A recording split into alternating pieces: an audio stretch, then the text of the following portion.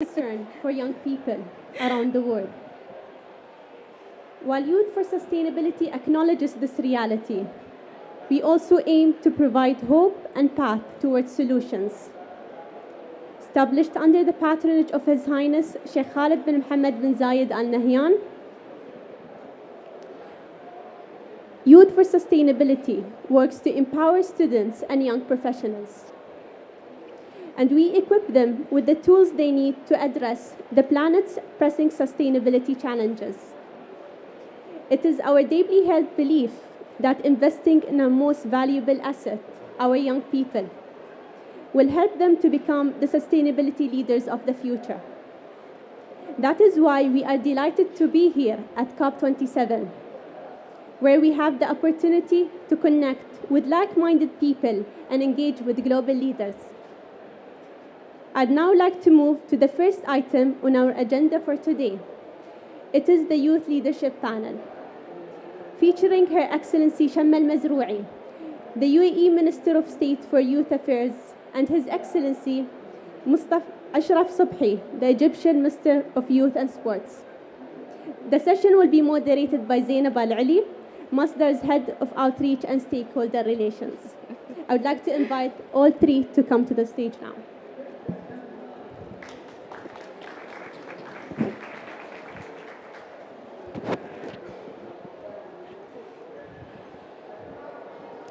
Thank you, Sheikha.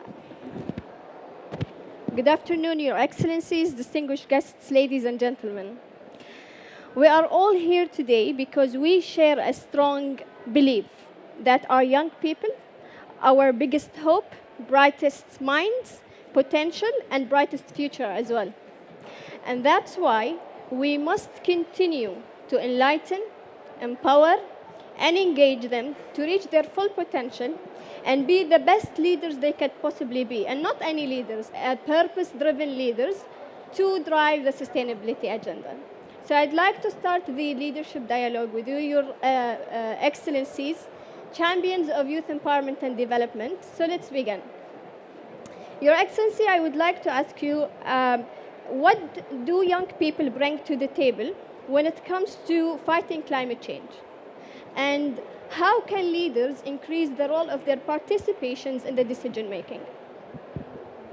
Thank you so much, Zainab. It's a pleasure to be with a dear friend and colleague, Minister Ashraf. On the front of what do young people bring to the table, they bring so much. Let me just maybe mention a few. One, they bring a certain kind of motivation that many other age segments lack, which is a motivation to get things done. And they make climate action a must. Only when something's a must, it gets done. I don't know if you've seen the correlation between how creative you are and how something needs to get done. I'm sure many of you were in university and you had 24 hours to submit your essay. You would do it and achieve it. That kind of must, because it's a must, it's going to happen. If you need to lose weight before getting married, they get it done, right? Because there is a deadline. So this kind of motivation is what young people have to get climate action done. And we like it. They're above the rhetoric and dialogue and the kind of basic conversation that is subpar. They get frustrated if it's just engagement. And that's why you mentioned it's not enough only to engage youth, but also to empower them, to take them to that next level. So one is motivation. The second is they bring innovation. Young people are known, it's science, they have the highest neuroplasticity of any age group.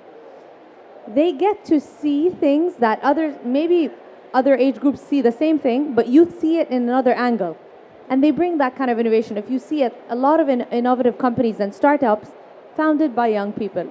It's make no mistake, it shows that there's something that they can bring. The other thing is they have a contagious hope.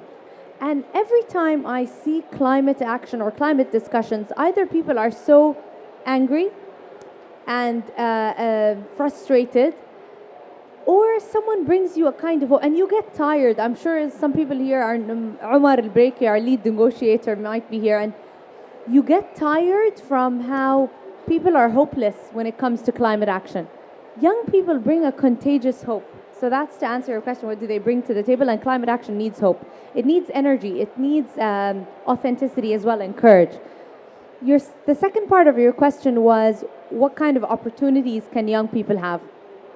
I think to thrive and empower young people in climate action, we need to give them live opportunities. It's not just training them in a skill or raising awareness about climate action in a school or in a workplace, but actually giving them actual opportunities where they can lead. So yesterday, the launch of the UAE Climate Delegates Program is an opportunity for 10 Emirati youth to be part of a year-long process in the road to COP28, to be part of the UN negotiations. That's an example of a young person who's empowered with an opportunity to thrive. Thank you. Thank you, Your Excellency. Your Excellency Subhi, what are your thoughts on that? Uh,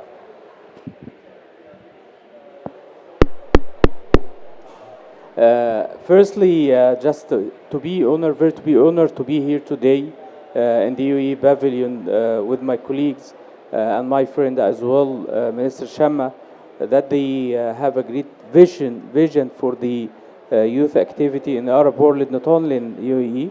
Thank you for coming. Thank you to be here to join us, and the kind invitation for myself to be with you here. Secondly, actually we proud to have the COP27 as well, the COI 17, to organize them both in Egypt, especially the responsibility for the Ministry of Youth and Sports to have the total responsibility for hosting the COI 17. It was a good thing and good remark to have it in one of our premises in Sharm el-Sheikh. It's the Youth and Sports City in Sharm el-Sheikh. Actually, more than 145 country. It's brief in 1,500 from all over the country. We organize them for their visions and selected by the 5 NGOs groups that they have the responsibility with the youth for the Ministry of Youth and Sports. Actually, I lived with them in 3 days, from the 2nd to the 4th of November, and we do have already the brief and conclusions to have it in the COP27. Yesterday, it was a very great day, that the Youth Day. Great because of it's related to our activity. It's for the youth in the COP. It's not came from something without knowledge, because of the youth. They are the present as well the future. They should know what is the future for them. They shouldn't worry about the climate change. I let you know, if we ask ourselves 4 or 5 years ago about the climate change, we thought it's very far and we will not feel for it right now. But it's since 1 year we have the feeling it's very close. It's not only a particular country, but for the whole the planet. A lot of floods and even the changing of the raining from country to other country. The dry country became raining country, and it is. So we are here today to just encourage the youth to involve more and more for the awareness, entrepreneurship, and thinking about the climate change and the future. I think the benefits for the youth, for the both climate change, for the COP27 as well for the COI, it will be very beneficial for them. Thank you. Thank you very much, Your Excellencies, and for your insights as well. It's very much clear that there are too many ways that we can engage our young people, so we can ensure that we continue to empower them so their voices are heard. Which brings me to my second question, Your Excellency. How can we equip young people and young people in Africa with the right skills and tools to help them raise awareness, or the skills and the tools that they need to raise awareness of climate change, adaptation, and mitigation? Actually, in Egypt, we have 2 hats. The first hats, we are in Africa. Yeah. So our activations, our work, always we have the integrations and the plan with the African people, with everything in the whole activity, especially our scope in youth and sports. On the other hand, we are part of the Arab world, so we work on both, and some of the African countries, they situated for both hats. So we have a lot of activity through our national strategy. We have the youth national strategy as well, the sports national strategy. For the youth national strategy, you have from the kids' ages till the young as well, the youth, lot of plan and activities.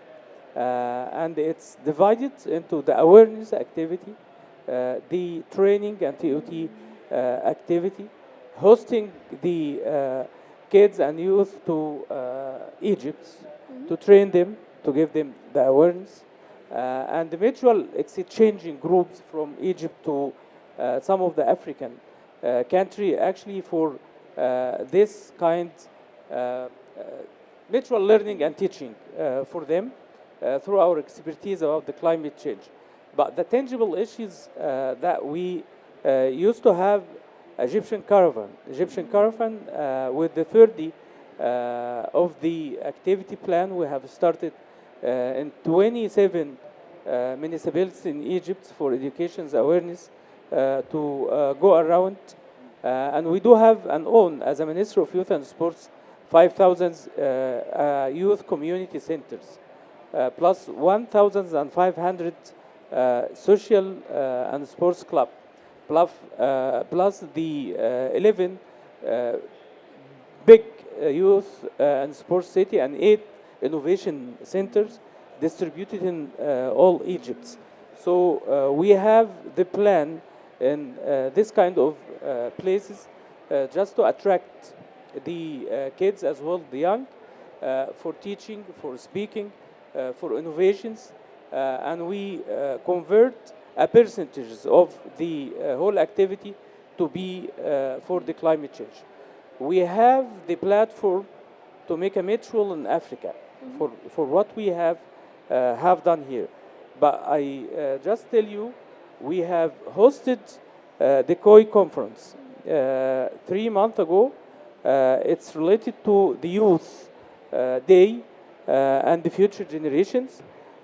We actually have African Volunteer Day for the for the climate change by participating of 36 African country in March 2022. And that day we declared that Minister of Youth and Sports coordinated with the Ministry of Foreign Affairs as well as with the Ministry of Environment for hosting the COI. And we have other big projects, the African Hackathon with the Youth Africa for Entrepreneurship. So it's very important because we have to train them for the entrepreneurship and the startup for the future opportunity and job for the climate change. And we have 17 African countries. They work with us in Egypt related to the futures and related to preparations of the COI and COP. Thank you. Thank you so much, Your Excellency. So we've learned that there's so much that could be done, from innovation centers to training, program exchange. Coming back to Your Excellency, what are your thoughts on that? Before thinking about initiatives and programs, fantastic initiatives like Youth for Sustainability or the Zaid Sustainability Prize or the Arab Youth Pitches in the Arab Youth Center, I think at the basics level, when we talk about skills and green skills, and there is a green skills gap, it starts with education. And at the heart of COP and at the heart of climate change are ministers of education. They need to start from, and I'm not saying from teenagers or youth, but from early learning and early childhood, to really engage them with the awareness about sustainability, the awareness about the green economy, about green jobs. And I think that is going to be the game changer that will move the dial in terms of equipping youth with skills and tools, because when you equip them with that kind of knowledge, today all of us can learn without a university degree, right? If we want to learn a concept, if I want to learn coding or learn a language, I can do it on my own, right? Today everything is at my disposal. But how can we ensure that young people understand the importance of green skills and understand the importance of sustainability and make them interested in it? I have to be honest, I come from a region, the Arab world, and if you look at the statistics, 30% of the Arab youth only believe that climate change is a priority. To me, that's scary. That's frightening. If only 30% believe that climate change is a priority among the challenges that we face around the world. And two COPs are happening. It's once in a lifetime that we're going to have two COPs after each other that they're in the Arab world, Egypt and then the UAE. So it raises the question, before even thinking about what programs we can try to create, we need to start educating and raising awareness. And from then, build on what kind of skills they can learn. Thank you so much, Your Excellency.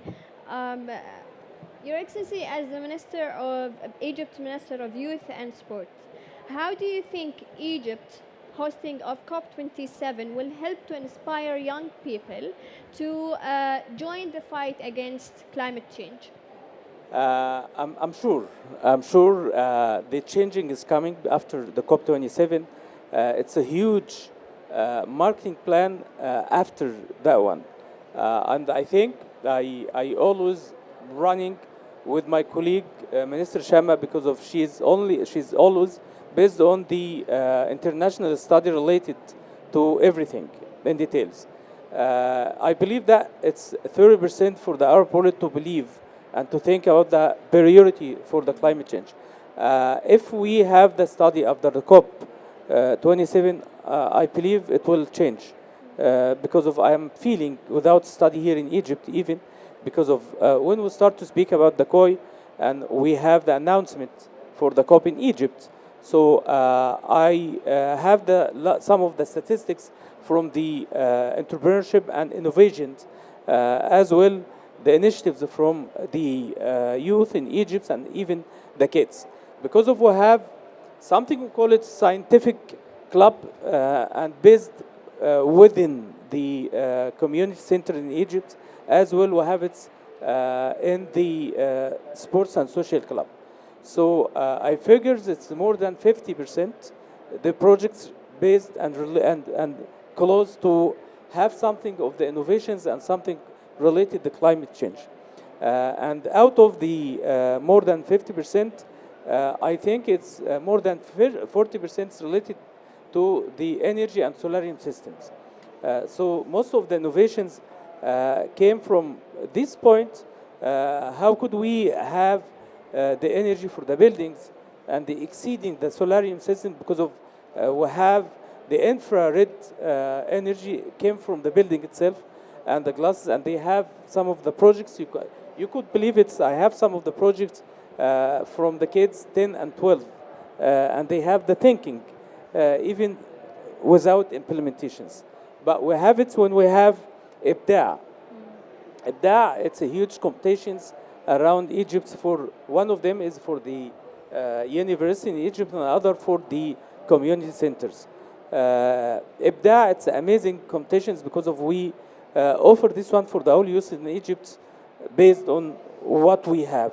Actually, the innovations, more than 70% of this one, it's related to the solarium system and innovations for the climate change. I think after we finished from the COP 27 and even after that, I believe that our heart country, UAE, they will have it, the COP 28. And I think they will start for the campaign for the COP 28. It will be again another marketing for it because of everyone knows about the COP right now. Everyone in Egypt and the Arab world, they following every day the events. I think we have right now in Egypt more than 45,000 persons in Egypt and more than 116 a president and head of the other countries. So a lot of media and a lot of social media actually deliver the message.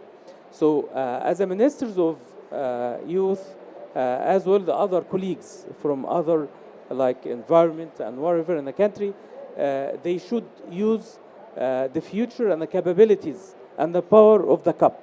Because of the power of the cup, which means the mindset of the generations and I agree with my colleague Minister Shamma. The education is very important, and our cooperation as a ministries of youth is very important and highly appreciation if we have the MOU and the kind of cooperation with the ministries of education, because of in Egypt, for instance, below the university educations who have 25 millions in high school and below.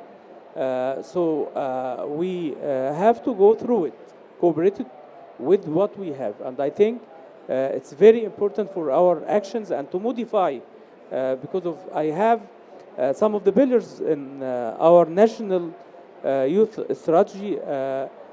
Some of it it's for the climate change.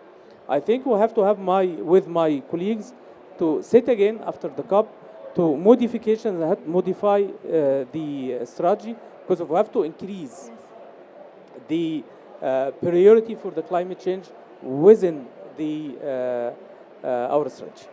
Thank you so much, Your Excellency. Within the important discussions that are happening in COP and Sharm el-Sheikh today, it's very enlightening to hear or to be able to hear your perspectives on this topic. Your Excellency Shamma, as the State Minister of Youth for Youth Affairs, what similarities do you think there are between the young people in the UAE and also the young people in Africa?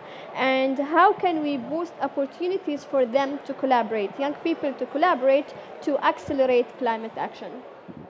Thank you so much, Zainab. Before that, I just want to add an addendum to what the Minister mentioned. I think, and I'm very proud to come from a country where youth engagement is not a new normal. It's already part of our legacy and part of our heritage. Just if we look at the word sustainability, the origin of it is to sustain. In Latin, it's sustenere, which means to hold. And when we think about climate change, it's always about change, right? I think as a nation, we've held the legacy of Sheikh Zayed of youth empowerment at its core from the beginning of the nation. And today you see it in this pavilion. Every section and every field, from space to nuclear energy, to ADNOC, to Masdar, to Department of Energy, to the local and federal entities, all of them have youth delegates. And it makes my heart beam with pride to see how youth are empowered in their nations in all of our UAE's decarbonization efforts. And it's beautiful to see that, because that's the UAE walking the talk in youth empowerment and youth at the heart of climate action. And that's the kind of opportunities we wish to see in Africa as well. The UAE tries its best as well to model and try to invest in other nations through a couple of the winners from our Arab Youth Pitches at KOI that the Minister mentioned, which was 3 days ago. We had 2 African winners as well, who the UAE is going to fund their startups. So it's a pride as well to see other birds take flight in other nations. The other point I wanted to mention is today, as the UAE, we're very excited to work with Egypt hand in hand on the road to COP28. We've been listening to so many different youth. First of all, the feedback that we're getting from our Emirati youth here is very important. Post-COP, everyone is going to share their amazing experience, what they've learned, what could be built on. Today, we're here to continue what Egypt's success has been trying to achieve. The second is also what are their new maverick ideas. We've engaged with African youth today at the Youth and Children Pavilion. I want to congratulate Egypt for being the first COP to have a Youth and Children Pavilion. So the UAE, inshallah. So the UAE as well will continue to have a Youth and Children Pavilion. And this is the art of COPs, which is we take a legacy from each COP to continue. There was never a Youth and Child Pavilion. So now there will be. That's the legacy. Hopefully, what will the UAE's legacy be? In other fields, of course, but also in the youth sector. We're very excited to see that and make sure that our youth are the authors of it. 2 years back in Milan, as well, Youth for Climate, some of our delegates were there. Their legacy was the Youth for Climate event, and we saw it in the United Nations General Assembly in New York. So every nation has its own kind of legacy. I wanted my ask today and an open call for invitation for the Emirati youth here. And as I mentioned, when I say Emirati youth, it's not just Emirati of citizenship. I mean the youth who call the UAE their home and who live in the UAE. And we have a lot of NYU Abu Dhabi students here. So I hope Emirati youth can tell us what legacy can the UAE create. And inshallah, it's a legacy that we will all celebrate as well. So I hope I answered your question. You did very well. Wonderful. Thank you so much, Your Excellencies, for your insights. You've given us a deeper look into how we can continue, promote, support, enlighten our youth of today so they become the leaders of tomorrow. Thank you very much. I would like to also thank the brilliant audience and give a big round of applause to our panelists for today. And thanks to Zainab for leading Youth for Sustainability for over now 8 years. And she's a stellar youth leader in it. Thank you so much. مشكلة مثلا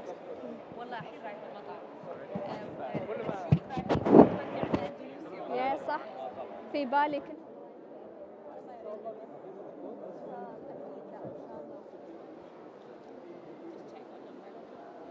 Thank you once again for that informative and inspiring panel. Now we will move on to the youth panel on African Roundtable discussion outcomes. Can you all please stay for the next session? Please have a seat. Don't worry, I'll get them. Just move them. Do you want their backdrop back up? Yes.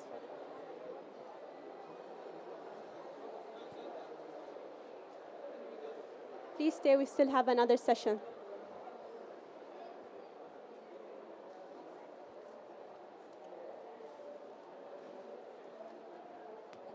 Huh?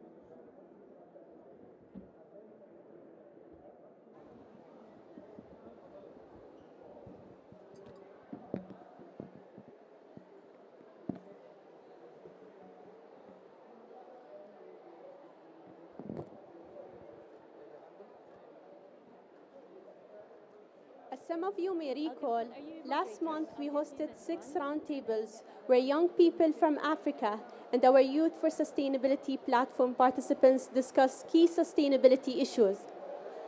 The roundtables were on the topics of sustainable agriculture and food for the future, the role of African youth in leading the energy transition to net zero, and enabling African next generation of entrepreneurs and solvers. In this next session, 3 of our roundtable participants will share the considerations and conclusions produced from their discussions. Hello, everyone, and welcome.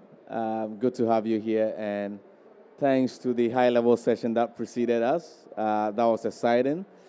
I myself, in 2019, went to Abu Dhabi for the first time for the Secretary General's stock-taking meeting.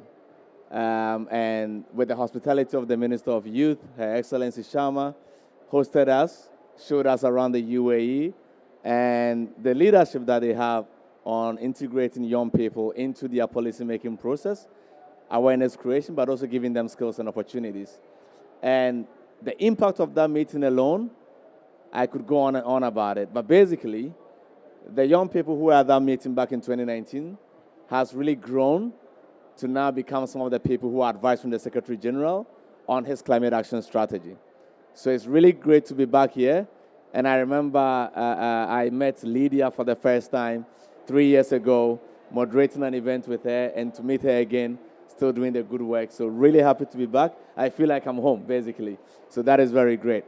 Today we are here to hear about a consultation that happened between the African region, the UAE. How do we work together? How do we strengthen a relationship mainly for young people? How do we create better opportunities for young people?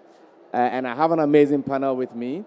And this panel spent time with young people within their groups during these sessions, mostly young Africans, but also some young people in the UAE because it's a dual process, to ask certain questions around how they can better integrate young people into government, how they can enhance skills development, among other things.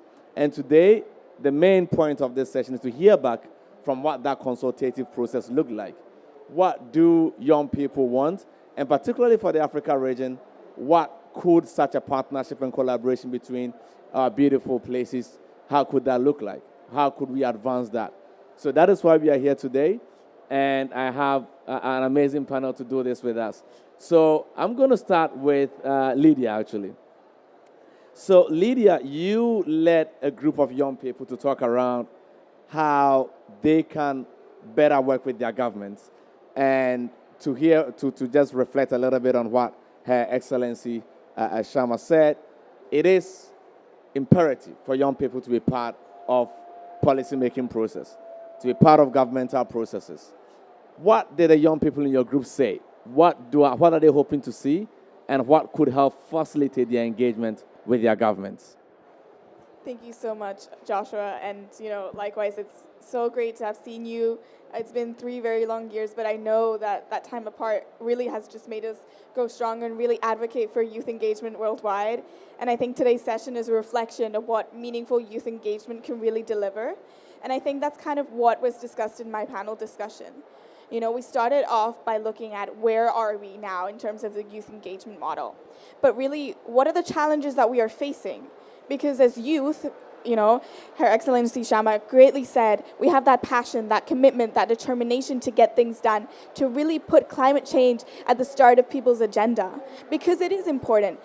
But, there are things that we struggle with. Sometimes we are not listened to. We do not have the funding to fund our solutions. It's hard, and, sometimes young people, it's easy for us to give up. We have that drive and determination, but sometimes because there's a lack of support behind us, it can be easy to give up and lose focus. But I think what was most meaningful and most fruitful out of that discussion is that there are ways to fund those collaborations and that support. And I think the UAE is a great leader and a champion of what meaningful youth engagement really does look like. We've heard over COP27 all the great initiatives that, for example, the UAE is powering through. And I think what we can do as people living in the UAE and those that call our home is really advocate for greater youth engagement, show to the world what involving youth really is about and how powerful it is, and allow other young people from around the world to have those same opportunities, because they also have that passion and perhaps don't have the means to do so, but it is our responsibility to get them to that place and ensure that, yes, climate change is an issue, but it's an issue that involves every single one of us, and we have to work together as one to find a solution for everyone. Thank you for sharing that. I pick up 2 main things, which I think is very important. I think one is, first of all, having the space available. And, at the Office of the Secretary General's Envoy on Youth, we're running a campaign which is called Be Seen, Be Heard. You might have seen a couple of people walking around with a shirt which says Be Seen, Be Heard. And what we're basically saying, together with a couple of our partners, is that young people still hold bigger population category in terms of numbers. They are seen, but they are not heard. And the reason they are not heard is that sometimes the spaces are not provided, and that space needs to be provided. So I think that is one main thing that I take out. And like I said, back in 2019 when I was in the UAE, I saw that we've had a very strong relationship with the Minister of Youth, Her Excellency, and continuously we try to create those spaces that we can have spaces within governmental institutions that young people can actually be seen and be heard and really can have their voice out. The second part is the financial element you mentioned. Without funding, you can have ideas, you can have passion, but you will not be able to move. So that financial element is so important. I think this is something that young people talk about a lot, but we are still not receiving as much funding as we need to. We just concluded a study which showed that only 0.76 of global climate philanthropy goes to young people. 0.76, not even up to 1%, goes to young people. And that 0.76, majority goes to US-based organizations.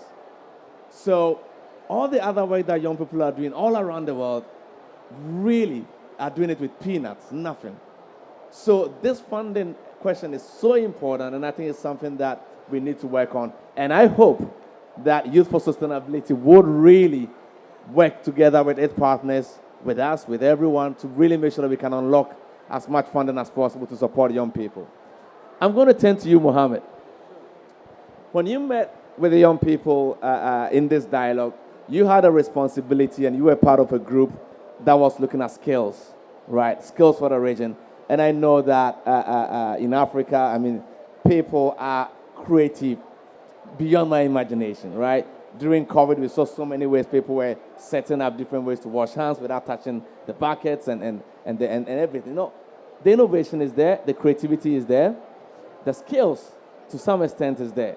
So what else did people tell you that they need on the continent in this brainstorming session and this breakout group that we need to hear and we need to work on? Yeah, sure. In terms of the skills needed, I think the skills is there, as you said.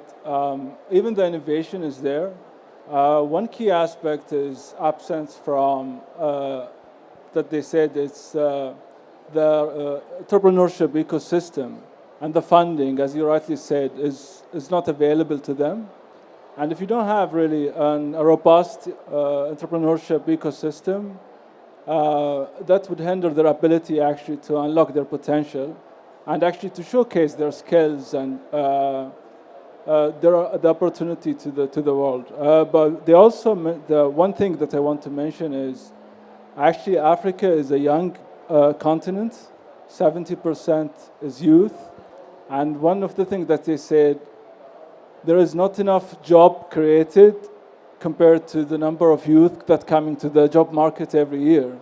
So they fully acknowledge this is an ongoing issue, and the only solution for that is actually to take the youth from being perceived as unemployed and the problem, and to become the opportunity and the one who creates opportunity to other through entrepreneurship and small and medium companies.